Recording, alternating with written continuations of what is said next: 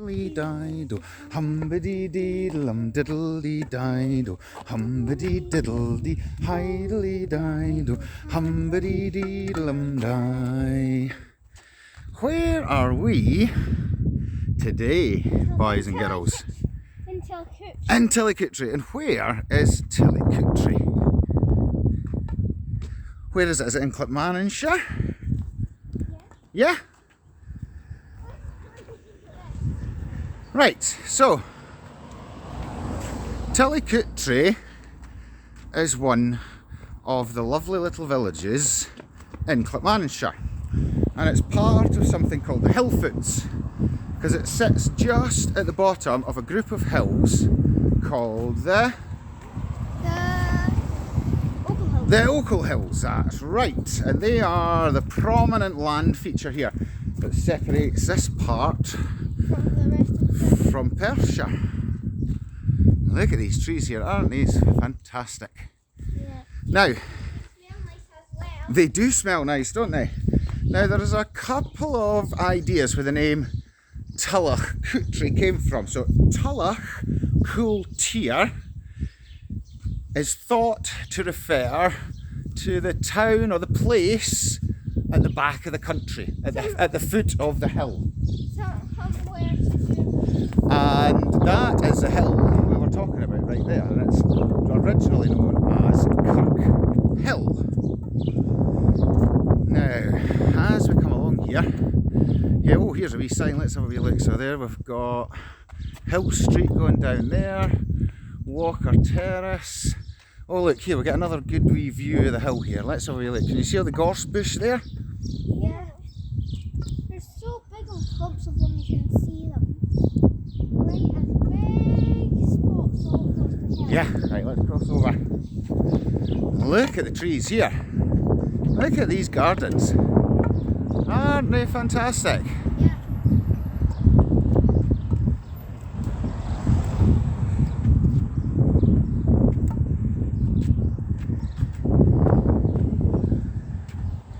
Now, the origins of Tillycoultry come from what was originally known as Westerton, or before that even, Cairnstown. And that was where the road from Stirling crossed the bridge, because in between these hills there comes runoff, the water comes down, and that creates a burn at the far west of the town, or the village. And that was where the town of Tillicoultry, or the village of Tillycoultry, originally came from. Now, Clay, what type of tree is this one here? That's a monkey puzzle. A monkey puzzle tree. Look at it. How big is that? How long do you think that's been there? Hundreds of years.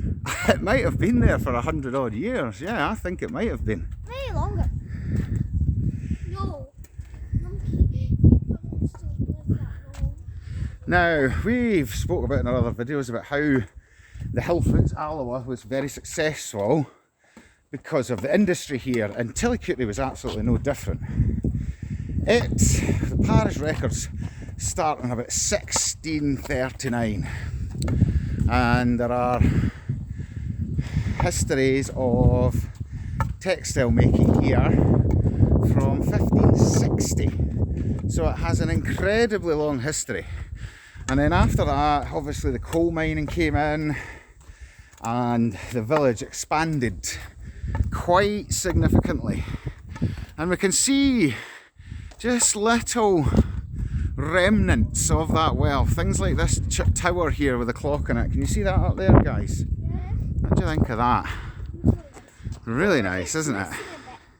It is missing a bit, and that's because it's old and part of it's went derelict and maybe had to be demolished. But that part of the history is still right here, isn't it?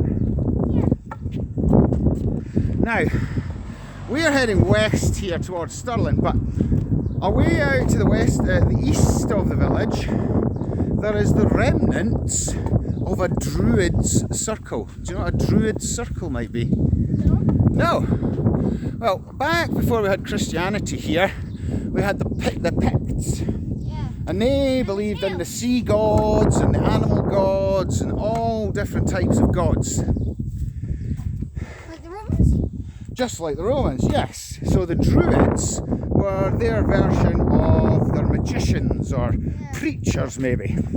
So there's still the remnants of a 60-foot wide stone circle in the east of the village. But today we are going to focus on the west side. So we've walked from just about the centre of Tillycoultry and we're going to head up and go to the west side. Now, one of the reasons when the Industrial Revolution came along, they realised that the water coming down from the hills here was going to be incredibly helpful for powering the mechanisation. And in the 1800s, there was around 1,000 people living here. But between the 1850s and 1870s, the population rose dramatically to where there were 12 textile mills just along here at the end of the road, following the burn down from up the hill there, that you just might be able to see a little bit of. And the town rose to a population of 4,500, which is only 100 people off the last census taken here in 2016, which I think is really, really impressive, because a lot of these places ebb and flow. Oh, I saw that, a wee bird. A lot of places ebb and flow with the industry, and obviously all the industry that was here is long gone now. I mean, there was still a little bit of it left in my time, but it was at the very end. So let's get along to this wee burn and let's have a wee talk about the mills.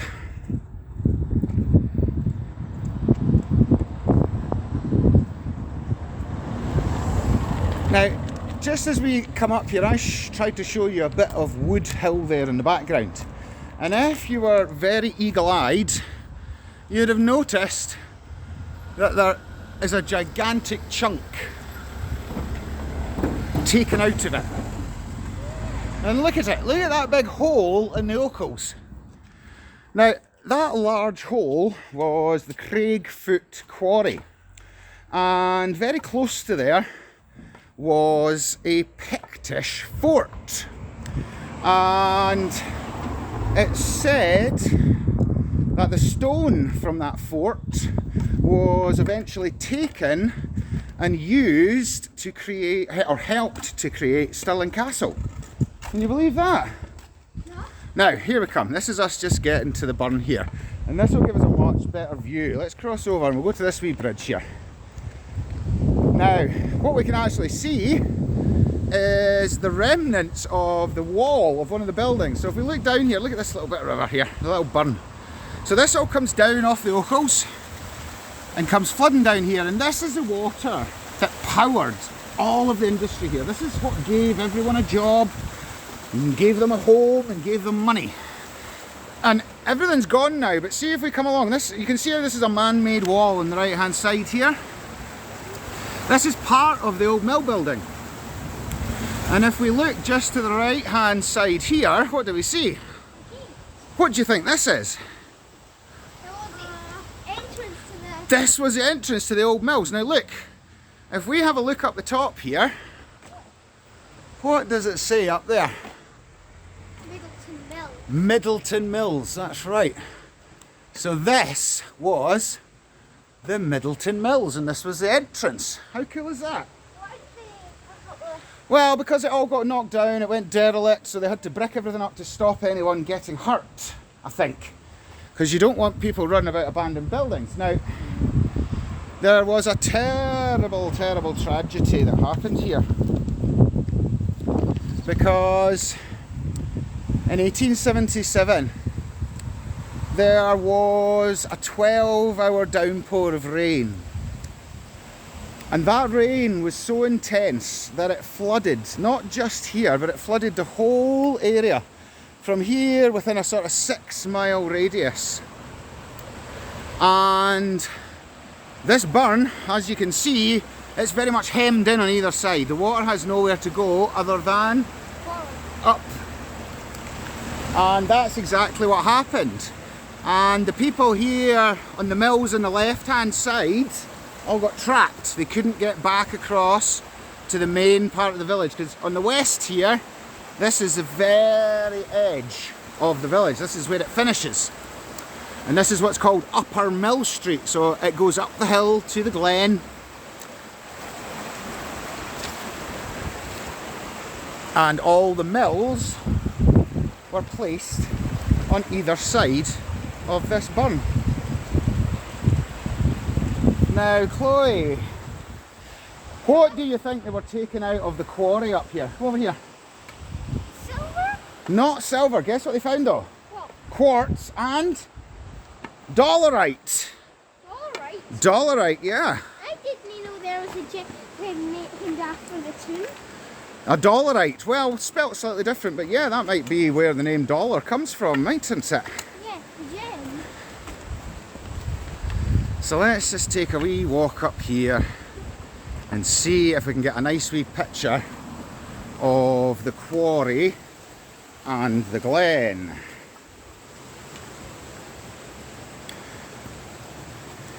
Now, Tillycoultry is quite famous for a couple of other things. Now, this is one of the first ever places to get the railways back in the 1800s. This was a very popular place to come to for people to work and for leisure. Obviously, you had this immense industrialised power, but you also had this tremendous beauty all around you. And then, in the 1930s, Tillycoultry was one of the first places to get a bus station as well, which is incredibly interesting too. So, in the whole of Scotland, right here, around the Hillfoots, and in particular Tillycoultry, was a place where many, many, many people came to live and came to work. So let's just keep going up this hill here. We'll keep watching the burn as we go and see what we can see. What do you think of it, William? Cool. What do you think of all the cherry trees here, Chloe? Come keep closer so we can hear you. Wow. Do you like it? Yeah. Have you ever walked up this bit before? Oh, what have you found? Show me. A weird square feather. A weird square feather. Let's see that. Oh, I like that. Right. Let's keep going up the hill. Now we're almost at the glen. Now, in Tillycoultry there are a number of famous people. Would you like me to tell you about them? Now, at the west end of the town there's something called the Harvesting Estate, which is all... Oh, look, wait a minute, there's a wee bird down there. Oh, look, he's flying up the... What kind of bird's that, Chloe? Quick. Is that a swallowtail? A what? That's A a yellow-bellied swallowtail. yellow-bellied swallowtail. Yeah. Now, here we can see just where the mills, how this worked. Now, this building here, you can tell is a very old one. And it's been converted into modern homes now, but just look at this.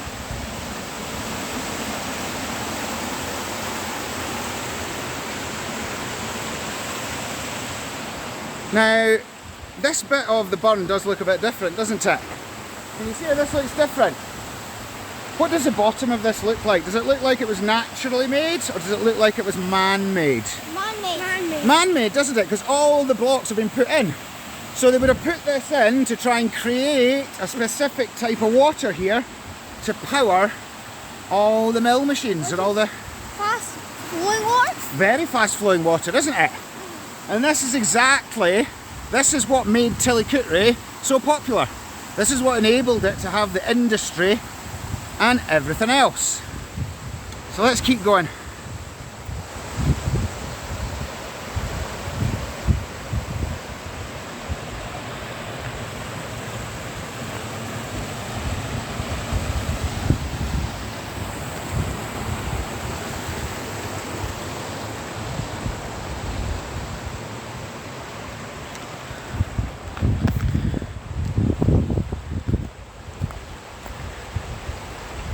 Right, boys.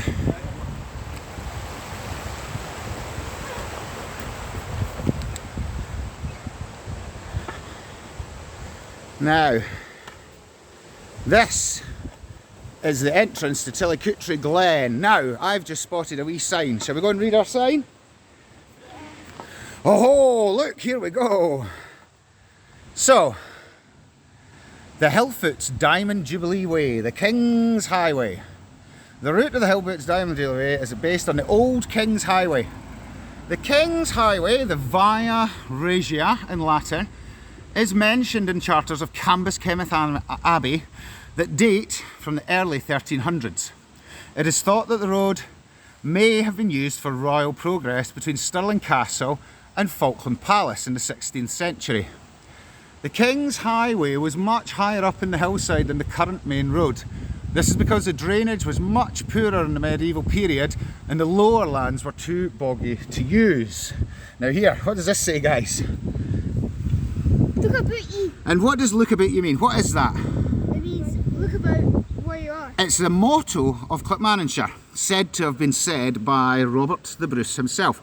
Now, this will give us a really interesting route profile. Also, so this tells us how high the main route was and what the alternative route was, and you can see the old road used to go up very, very high, higher than 150 metres. also this was attempted to be changed. Yeah. Now, the historic kirkyards. We've been to a kirkyard already, haven't we? There are 3 ancient burial grounds in and around Tillycoultry. The oldest stones can be found in Tillycoultry Upper. These include a beautifully decorated vintage age hogback. Right, these are these things, hogbacks. This must be something in the church. We've heard of this before. Tillycoultry Lower is home to a number of local industrialists' gravestones and many that have interesting trade and morality symbols. Tate's tomb is an unusual private burial ground for the Tate family of Harveston Castle. So yeah, we were just talking about, what was his name again? Archibald Harveston. Sorry, not Harveston. Archibald Tate. And do you know who he became? Do you know what job he got?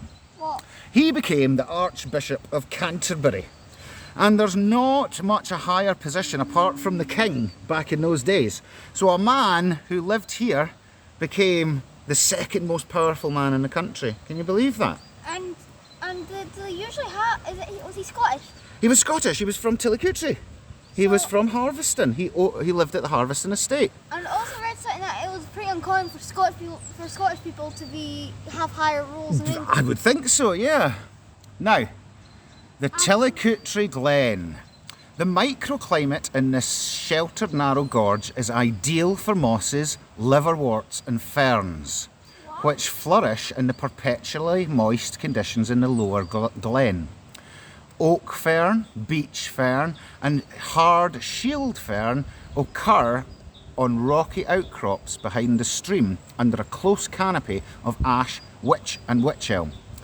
As you climb out of the lower gorge onto the open hill, birch and rowan appear beside the stream, and the rare hairy stone crop can be found in mossy flushes.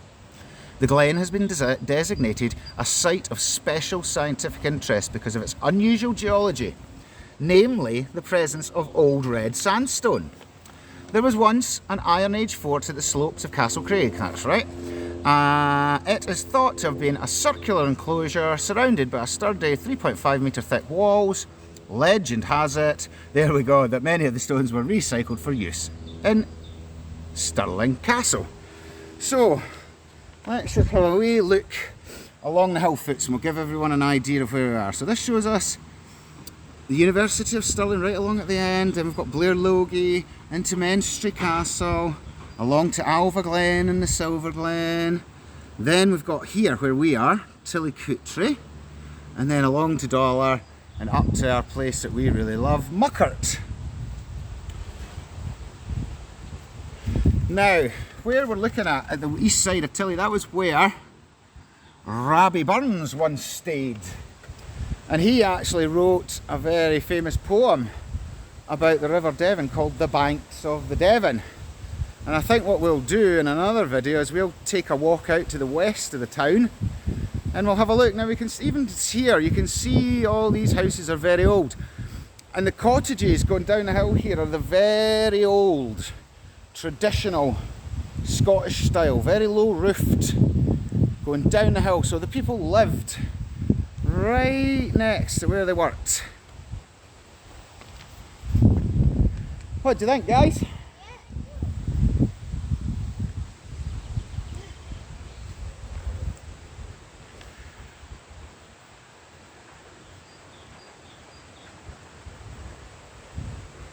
Right, we'll have one last look at the wee burn up here and then we'll say goodbye. Yeah. Right, come on then, we'll go up and over the bridge and then we'll say goodbye.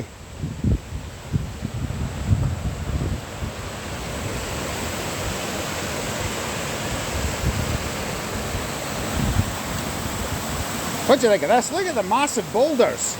Look at these, you think these have been washed down from the hillside? Yeah, it looks like that. They look like they have been washed down, because I don't think anyone could have moved them, do you? No. And it's very interesting because it's equipment. It is, isn't it? It's just dumped them.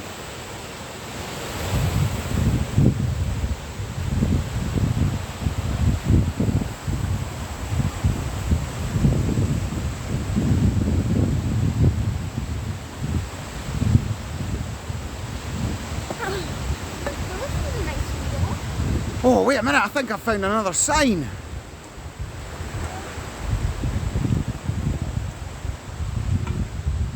Oh, Chloe, quick. Look at this. It tells us about all the gorse bush and stuff. So the gorse can't grow up there because... Okay, can you read this to us? Because you know all about this part. Over 300 million years ago, the steep sloping hills were formed by a large crack in the Earth's crust, the Ochil fault. You can see the line of the fault has a small gully just below the cave known as the Lion's Den, although there is probably no lions in it. No. You want to read this one up here? The fast-flowing water of Tillicoultry burn was once using 8 textile mills using a dam and a lead. A water channel system. That's right, that's what we just looked at there. It's right over there. So it collected, no, so it was further up. So it collected water overnight to provide water for the mills during the day. And you can, if we walk up the glen, you can still see the remainder of it all. Now, what kind of birds are here? Look at this. What did we just see a minute ago in the water there? We saw a yellow-bellied swallow. And what else can we see? What does it say here? Is that a greater spotted Woodpecker. Oh, wow. And what else? What's that, dude? That's a peregrine falcon. Is that I've seen one of those before. Have you? Around here? Yeah. Oh, wonderful. Right, let's just go and see if we can see any more birdies or anything in the water in the burn.